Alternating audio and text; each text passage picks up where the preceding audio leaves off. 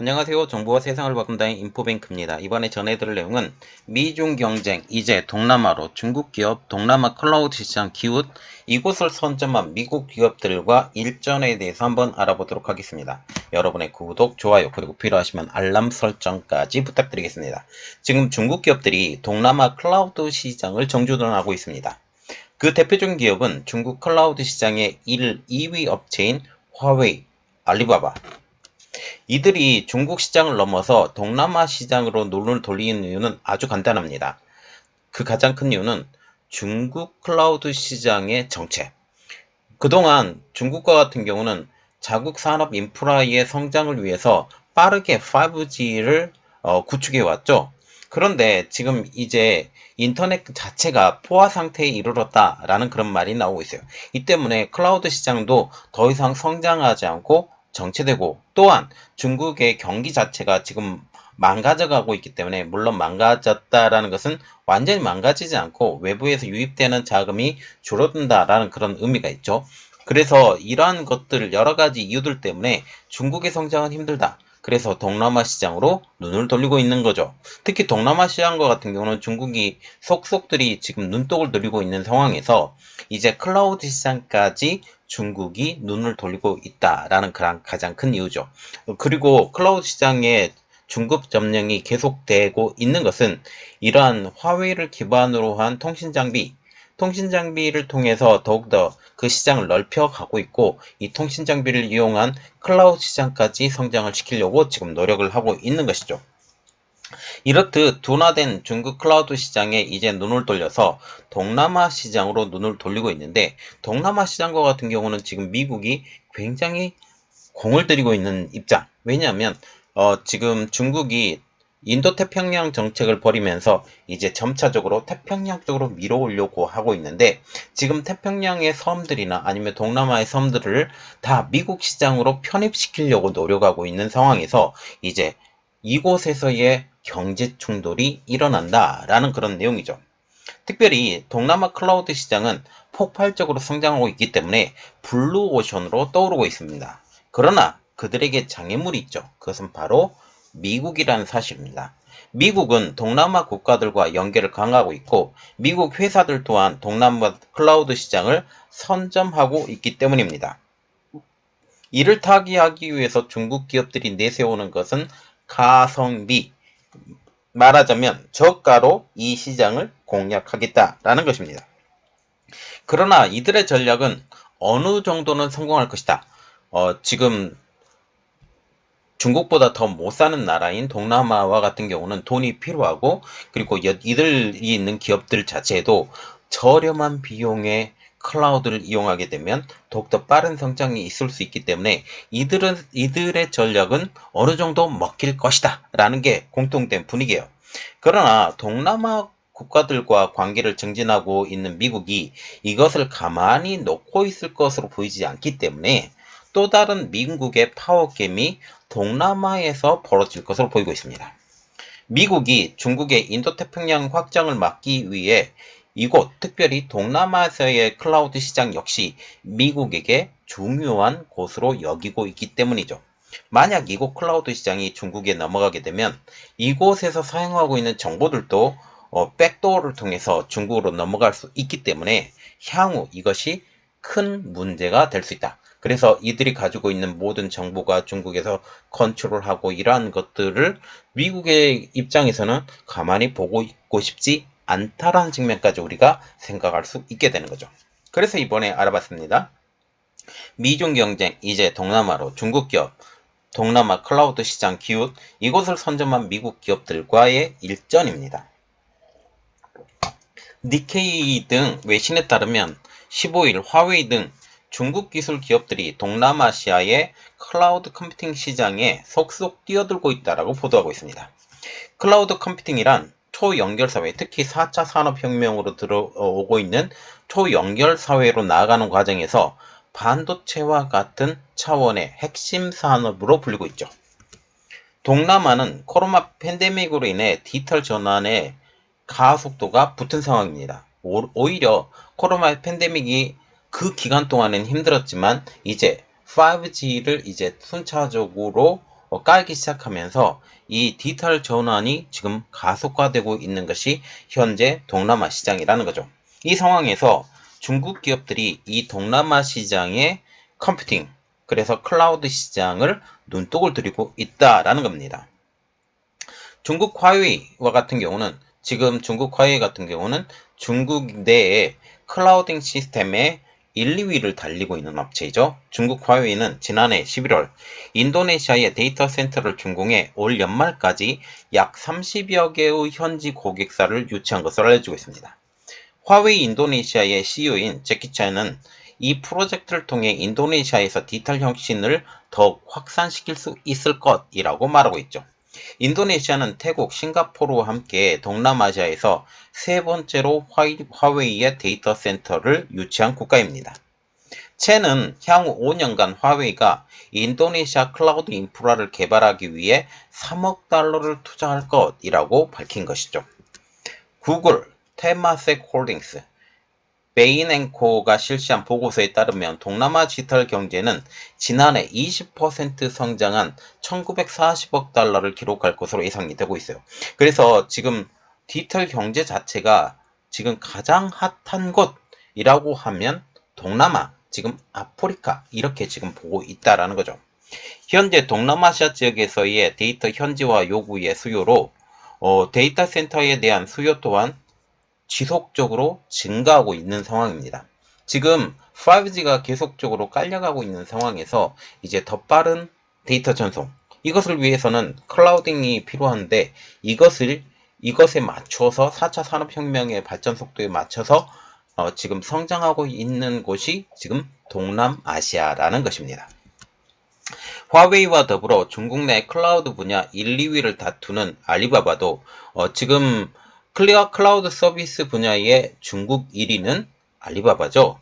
알리바바도 지난해 태국에 첫 데이터 센터를 짓는 등 동남아시아 국가 내의 데이터 센터 개설에 열을 올리고 있는 상황이죠. 그래서 중국 내 클라우드 서비스의 1, 2위, 화웨이, 알리바바 이 회사들이 지금 동남아에 눈독을 들이고 거친 행보를 걷고 있다라고 보시면 되겠습니다. 알리바바 그룹은 2021년부터 3년간 10억 달러를 들여서 데이터 센터를 핵심 온라인 소매 사업에 버금가는 규모로 발전시킬 것이라고 밝힌 상황이죠. 자, 그러면 온라인 소매 사업이라고 하는 것은 어떤 사업이에요? 알리바바, 그리고 알리익스프레스, 그리고 징동닷컴 이러한 것들을 지금 운영을 하고 있는 알리바바가 이제 이 시스템을 여기에 이식시키겠다라는 그런 말이죠. 디지털 분야 인력 100만 명의 양성, 10만 개의 기술 스타트업 지원, 이것이라는 알리바바의 구성에는 동남아시아를 염두에 두고 나온 것으로 보고 있습니다. 특히 동남아시아와 같은 경우는 어떻게 보면 중국 문화권이라고 봐도 상관은 없어요. 특히 베트남과 같은 경우는 중국의 지배를 받고 있었던 나라이기도 하죠. 물론 태국은 지배를 받지 않는 나라였었지만 동남아시아 3개국인 베트남, 캄보디아, 라오스 이 국가들이 이 옛날에 중국의 지배를 받고 있기 때문에 한자 문화권에 속하는 나라입니다.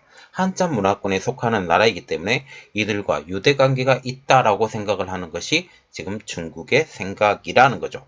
그리고 이거를 기반으로 해서 동남아 지역을 자기의 땅으로 지금 생각하고 있고 그것을 생각을 유지해 나가는 게 지금 시진핑의 정책이라는 그런 사실이죠.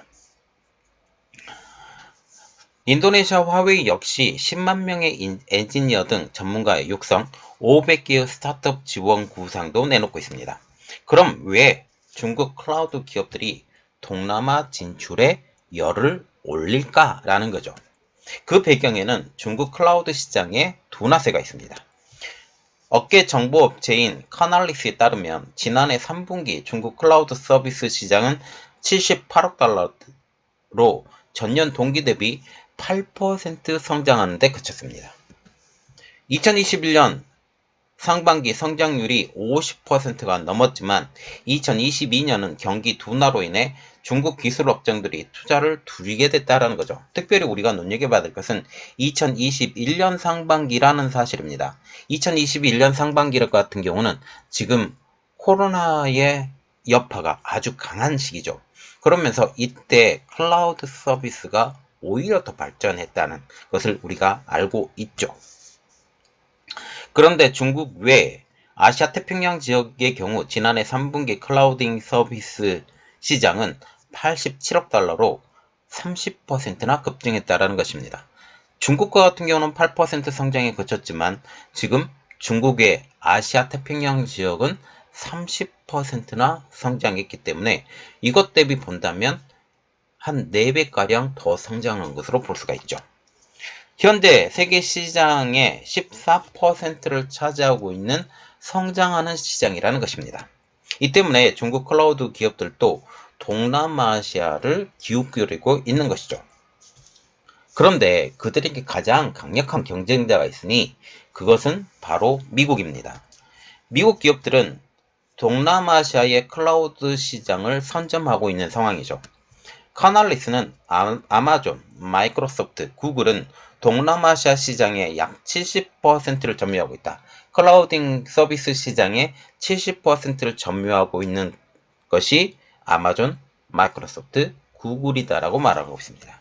이 때문에 중국 기업들은 동남아시아 클라우드 시장의 후발업체밖에 될 수가 없고 이러한 높은 시장의 점유율을 자랑하고 있는 미국 기업들과 경쟁할 수밖에 없는 구조가 된 것이죠. 아마존은 2021년부터 15년간 아마존 디지털 생태계 확장을 위해 데이터 센터 구축 등에 인도네시아에 50억 달러를 투자하고 있습니다. 이러한 상황이 중국 업체들에게 어려움으로 다가오고 있죠. 이미 선점한 시장에서 투자를 더 지속하겠다라는 게 미국 기업들이라는 것입니다. 알리바바, 화웨이 등 중국 기업 기술 회사들도 이미 동남아시아와 기업 시스템에 깊이 뿌리박고 있는 미국 기업들로부터 시장 점유율을 빼앗아와야 하는 큰 숙제를 안게 된 것이죠. 이들의 선택한 방법은 바로 저가, 고효율입니다. 말하자면 저가 공세라는 것이죠. 중국 기업들은 서비스 가격의 인하를 통해서 시장 점유율을 확보하려 하고 있습니다. 직접적인 가격 비교가 경쟁력의 전부는 아니지만 일반적으로 중국 클라우드 서비스 업체들은 동남아시아 지역에서 미국 기업들의 견적가의 절반 수준을 제시하면서 기업들을 유혹하고 있습니다. 이것이 가장 대표적인 회사가 화웨이인데요. 화웨이 같은 경우도 통신 시장에서 보통 30% 다운된 가격으로 지금 이들을 유혹을 하고 있었죠. 그래서 화웨이의 통신 장비가 세계를 누비고 있는 가장 큰 이유가 중국 때문이고 중국 정부가 보조금을 어마어마하게 줘서 세계 시장을 점령하고 이것을 기반으로 클라우딩까지 점령을 하려고 했었던 것이 중국인데 이것이 바로 유럽에서와 같은 일이 지금 동남아시아에도 이제 일어나고 있다. 미국이 선점하는 시장을 빼앗아 가려고 하고 있다라고 하는 것이죠. 나라야 라이프스타일 제품 브랜드를 취급하고 있는 나라이 인더스트리는 이제 알리바바 클라우드를 이용합니다. 나라야는 알리바바를 선택한 표면적 이유는 고객 중 대다수가 중국 본토에 거주하고 있다는 점. 그래서 중국의 클라우드를 사용을 하게 되면 중국과 다이렉트로 연결하는 것에 더 유리하다라는 얼토당토하는 이야기를 하고 있는 거죠. 그러나 더 실질적인 이유는 다른 클라우드 서비스보다 저렴하기 때문이라고 그 속내를 밝혔습니다. 그러나 이러한 중국 기업들의 정가 정책에도 그들의 노력이 허사가 될 수 있다라는 소식이 들려오고 있습니다. 그것은 바로 가장 큰 문제인 미중 갈등이라는 거죠.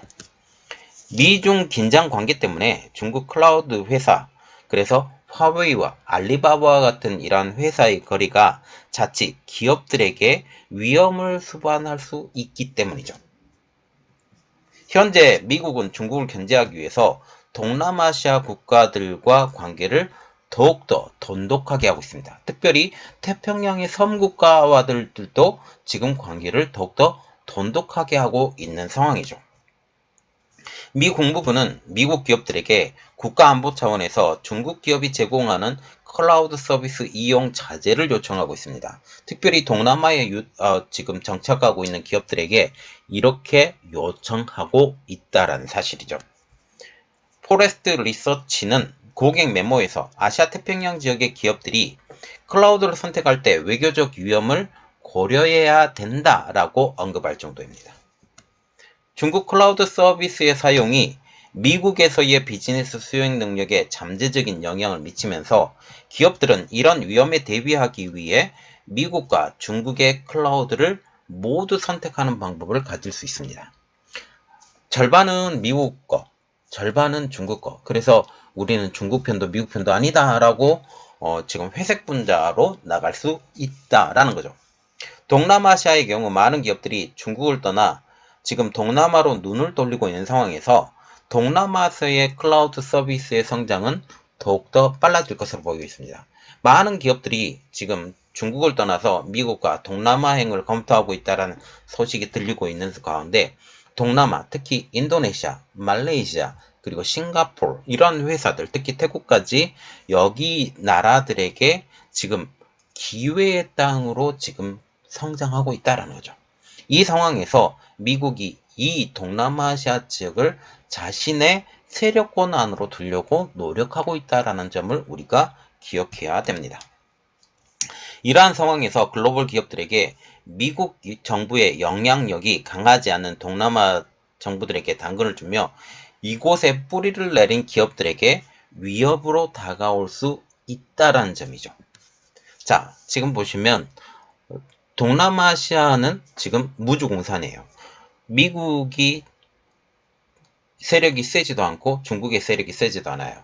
2차 세계대전 이후에는 미국의 세력이 굉장히 있었어요. 미드웨이 해전, 이런 일본의 세력이 꺼져가면서 필리핀도 점령했었죠. 이런 것이 다 미국의 세력 안에 있었지만 지금 현재는 미국이 살짝 이 구간을 등한시했고 특히 태평양 지역을 등한시한 이러한 상황에서 중국 세력이 빠르게 퍼져 들어왔습니다. 특히 미중 관계가 좋았을 경우에는 중국이 이곳에 들어오는 것을 견제하지도 않았어요. 그런데 시진핑 주석의 집권 이후 지금 상황은 급변하고 있는 상황입니다. 이러한 급변하고 있는 상황, 특히 지금 현재는 극을 향해 달려가고 있는 이러한 상황에서 이들은 어디를 봐야 될지 견제를 하고 있고 그리고 자신의 좋은 편으로 지금 주판을 튕고 있다라는 그런 내용이죠. 그래서 지금 장기적으로는 중국의 세력이 들어오는 것을 미국은 절대적으로 막을 것이다.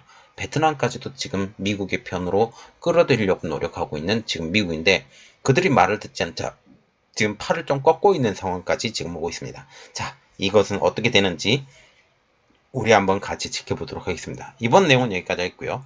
저희 내용이 여러분들에게 도움이 되셨다고 생각을 하시면 구독, 좋아요, 그리고 필요하시면 알람 설정까지 부탁드리겠습니다. 감사합니다.